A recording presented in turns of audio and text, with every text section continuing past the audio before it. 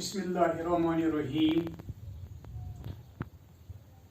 11वीं जमात के अजीज़ तुलबा व तालिबात, अस्सलामु अलैकुम।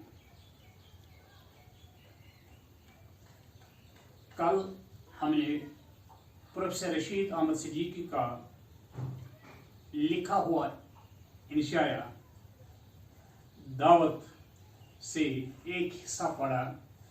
आज मैं यही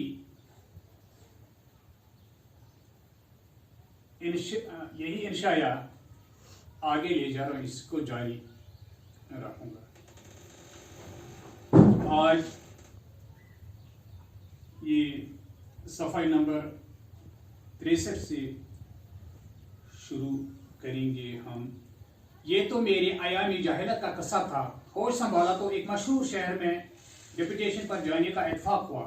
रमज़ान का महीना था। शाम को वहाँ की मशहूर मस्जिद के इमाम साहब के इख्तियार पर हम सब मौजूद थे, जहाँ एक हुजूम था। हमारे सामने भी इफ्तियारी रख दी गई। अभी हम सब ने मुश्किल से 2-1 लुक़मे फरोग किए होंगे कि एक हमला हुआ।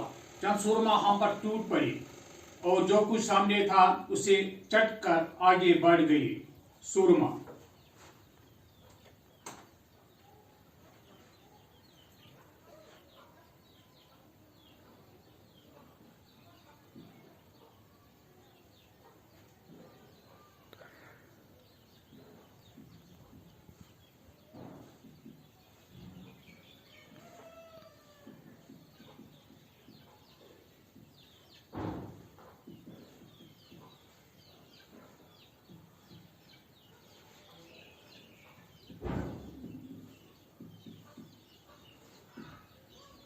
आज हमारा मौजू दावत के सबक से ही एक हिस्सा है।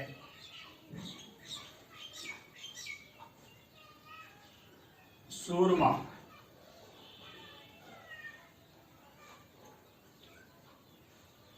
लफ्ज़ एक आया।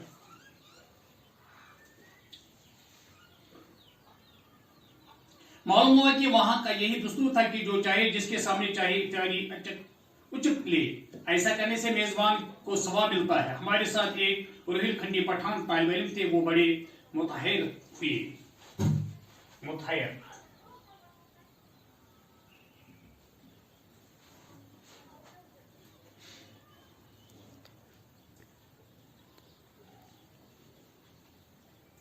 उनके तेवर से मालूम होता था कि वो इस वाक़ा को नजरअंदाज करेंगे। जब नमाज के लिए लोग खड़े हुए और हर शख्स नियत बांध चुका तो उन्होंने अपनी टोपी तो जेब में रखी और सामने से एक नमाजी की पगड़ी उचक कर अपने सर पर रख ली और सलाम फेरते ही उसे छत से नीचे फेंक दिया, जहां हजारों फकीर टूट पड़े और आन फान पगड़ी का तबरुक तकसीम हो गया। झगड़ा बढ़ा तो उन्होंने फरमाया, हमारी तरफ दस्तूर है कि नमाज में जिसका इमामा चाहे उचित ले। नमाज के बाद वही इमामा गुरबा में लुटवा दिया जाता है। गुरबा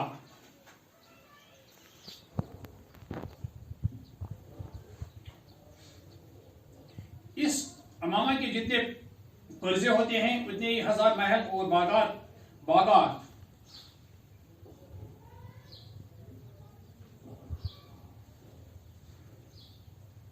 इमाम को जन्नत में मिलते हैं। इसकी धज्जियां बच्चों के गले में डाल दी जाए तो उमुल सुबियान नहीं होता।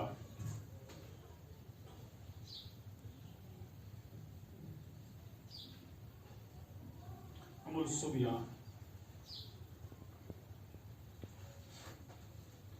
जो इन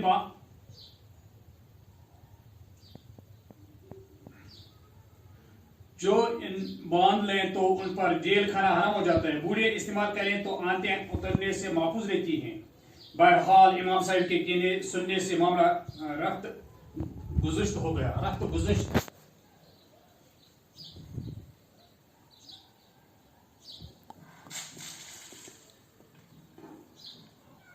गुज़श्त हो गया। रात को दावत थी। सारे मेहमान दोनों बेटे। बिल्कुल ऐसा माहौल होता था जैसे मार्शल साहब की तारीख हिंद में ठगों का ग्रुप है। हम सब भी बैठ गए, एक बड़ी सीनी में बिरयानी का आराम मिस्र बना हुआ था। सीनी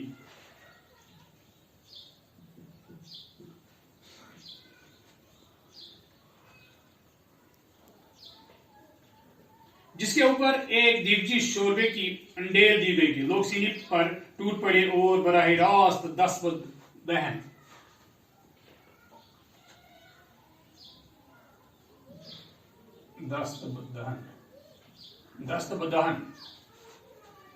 दस्तबदहन हो गई। दस्तबदहन को आप मास हैंड टू माउथ का महाजा तस्वर फरमाएं। हमारे रोहित खंडी दोस्त जब चुपचाप बैठे रहे, मेजबान तो उन्हें देखकर खामोश रहे, लेकिन एक बुजुर्ग जिनकी दाढ़ी चावलों की माला बन गई थी और शोरबा गंगा जमनी खजाब की बहादुर बाहर दिखा रहा था, कौब से सर उठाए बगैर बोले, खाओ सेठ साहिब खाओ, नहीं तो एक मुसलमान का माल जाया होगा। दोस्त बोले, बिल्कुल दुरुस्त, लेकिन दूसरे मुसलमान की जान भी जाया होगी। वहां के जमाना कयाम ही में एक और जगह से दावतनामा आया। हमारे मेजबान वहां के मोअज़्ज़ज़ और दौलतमंद तरीन लोगों में से थे। मेजबानी के फराइज खातून खाना अदा कर रही थे। ड्राइंग रूम में पहुंचे तो दिन को तारे नजर आने लगे। ऐसी खूबसूरत कीमती पुतकल और नायाब चीजें एक साथ कब देखनी नसीब हुई थी। अलबत्ता उनका तज़किरा मिलादों में सुना था या तुलसम होश रुबा में पढ़ा था। मालिक मकान से ज्यादा पुर शौकत और शेर अफगुन नौकरानियां थे। ये शार अफगुन नूरजहां के पहले शौहर नहीं, बल्कि हमारे उर्दू शोहरा की औलाद किस्म की चीज है। किसकी ताजीम कीजिए और किसे ताजीम लीजिए। खाने के कमरा में दाखिल हुए तो मालूम हुआ कि शायद दुनिया के सबसे बड़े आदमी का सबसे बड़े शफाखाने में ऑपरेशन होने वाला है। हर तरफ सिवाय सफाई और सामान जराही के कुछ नजर न आता था। मेज के करीब आए तो एक मसनवी ज़ाहिर अशक किस्म की सनफिज नाजुक ने हमारे बैठने की कुर्सी खींची। माँ ख्याल आया कि आगे बढ़कर कहूं, ऐ कबीरा, ये आप क्यों कांटों में घसीट रही हैं? लेकिन सियासत दरबान से डरा और खामोश रह गया। जब हम एक से मुंसिल हुए तो इसने कुर्सी हमसे मुंसिल कर दी। मैं इस आदाब से वाकिफ न था और फिर कुछ समा हुआ भी था, इसलिए कुर्सी पर पूरा बोझ देने के बजाय अपने ही पाँवों पर जोर दे रहा। बस यूं समझ लीजिए गोया कोई निहायत सबक सवार जाग की घोड़े पर बैठा हुआ रवाना होने के इशारे का मुंतजर हो। सबक सवार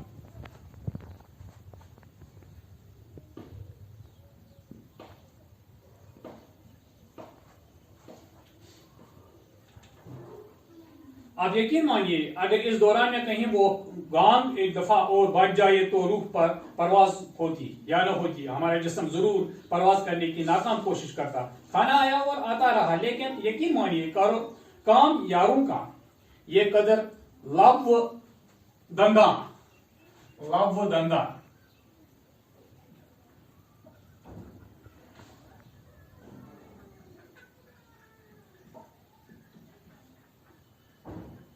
धंधा निकला। सबसे बड़ी मुसीबत यह थी कि खाना ऐसे यूनिफॉर्म या लिबास फाखरा या मलबूसात और उसी में लाया जाता था। फाखरा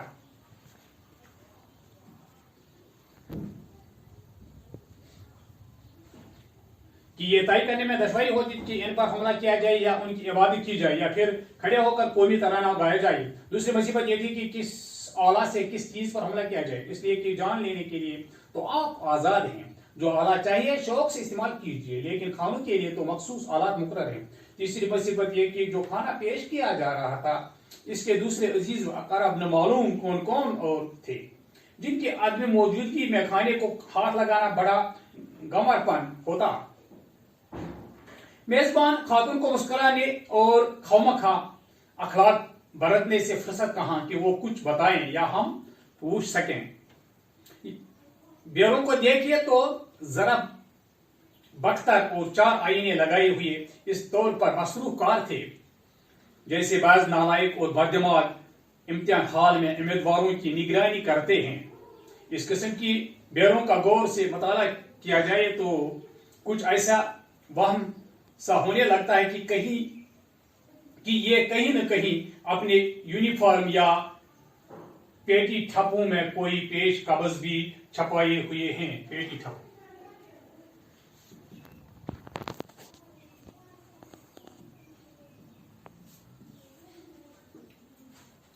कभी कभी कोई खादिमा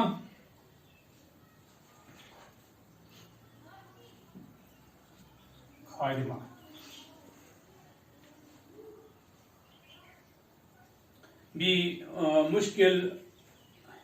मुश्किल मखदूमा आ जाती थी और हम बरबनाई सरासीमगी या दूर अंदेशी ये समझकर सरासीमगी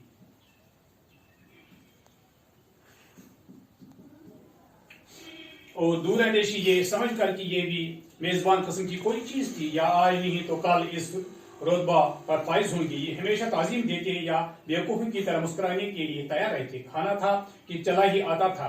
हमने भी छुरी इस तरह पर पकड़ रखी थी जैसे किसी कलंतराश चाकू से गेंडे की कुर्बानी करने वाले हैं। कांटा हमारे हाथ में ऐसा मालूम होता था जैसे प्लेट पर कोई केकड़ा मुसल्लत है। हाँ, चंद अल्फाज मैंने यहाँ बोर्ड पर लिखे जो आपके लिए नए अल्फाज हैं। सुरमा, बहादुर, सुरमा हो गए बहादुर, हैरत ज़दा, गुरबा हो गया गरीब का जमा, इसी तरह बागात, बार का जमा।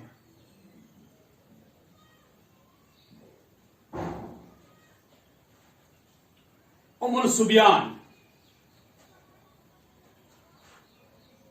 बच्चों की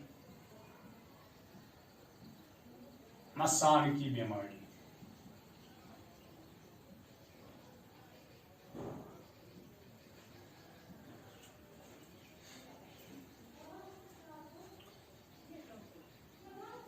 रफ्त गुज़श्त, माफ करना, दरगुजर करना।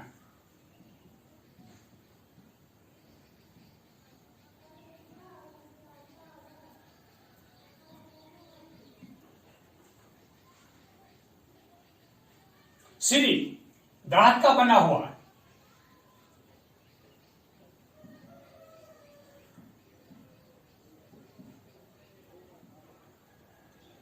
हाँ, दस्तबदौन ये फारसी लफ्ज है।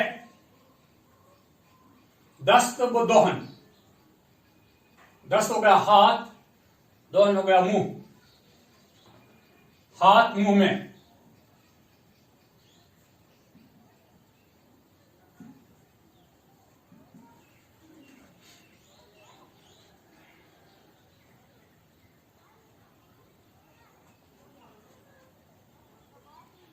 या दस्तबदौन, हाथ का मुंह में होना,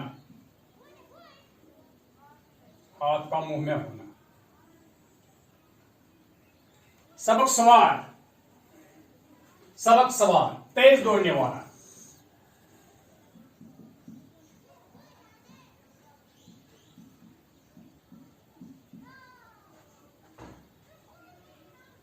लब व दंदान, ये भी फारसी लफ्ज है। लब हो गए होंठ, दंदान हो गए दांत, होंठ और दांत।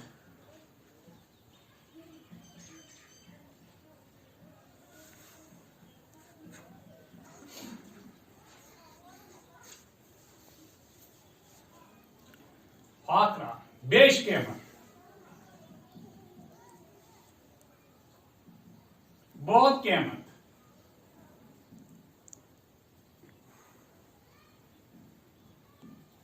पेटी ठप्पू, कमरबंद। हाँ, इसका ये मोनस है खादिम खादिमा, खादिम खादिमा। ये खादिमा का मुज़क्कर, खादिम का मोनस।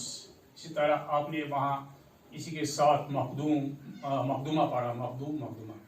सरासी परेशानी, हैरानगी, सरासीमगी, परेशानी, हैरानगी।